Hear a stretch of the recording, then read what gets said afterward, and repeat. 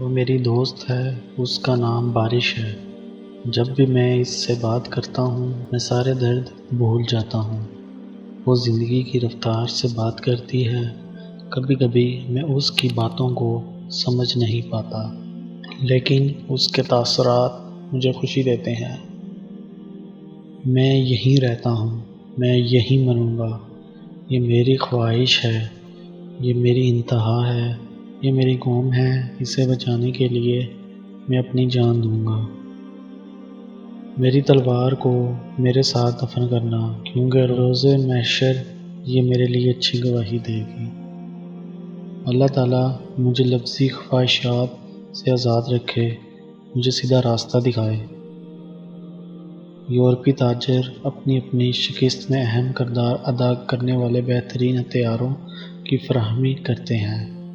صلاح الدین ایوبی جب فلسطین فتح کرنے نکلا اور دنیا بھر کے صلیبی قوتیں متحد ہو کر سامنے آ گئیں تو آپ کے مشیروں نے مشورہ دیا کہ ابھی حملہ نہ کیا جائے، شکست کا خطرہ ہے۔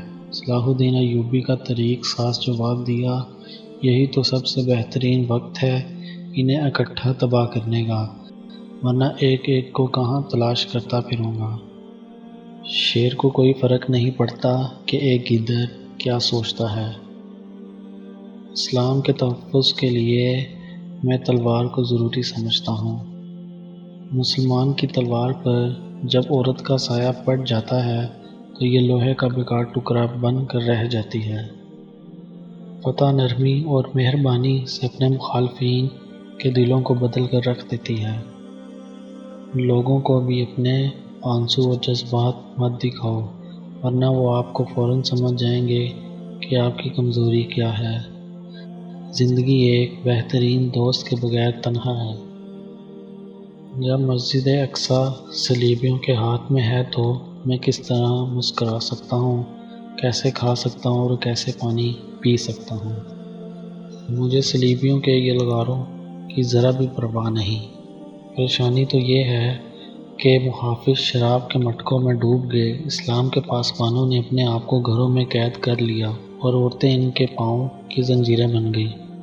جہاں عورتیں با اختیار ہوں وہ معاشرہ خود آپ ہی ناسور ہے۔ جب تم یہ دیکھو کہ کوئی تمہاری سلطنت کے خلاف غداری کا مرتکب ہو رہا ہے تو تم اسے ختم کرنے کے ساتھ اسے غدار بنانے والے کو بھی ختم کر دو۔ اگر کسی قوم کو جڑ سے ہی اکاڑ پھینکنا ہو تو ان کی عوام میں نفرت کے بیج بو دو، قوم خود بخود تباہ ہو جائے گی۔ جھوٹے اور مکار قاضی کی سب سے بڑی نشانی یہ ہے کہ وہ قسمیں بہت کھاتا ہے۔ مجھے یہ ڈر محسوس ہونے لگا ہے کہ مسلمان اگر زندہ رہے تو وہ ہمیشہ صلیبیوں کے غلام رہیں گے۔ وہ اسی پر خوش رہیں گے کہ زندہ ہیں، مگر قوم کی حیثیت سے وہ مر چکے ہوں گے۔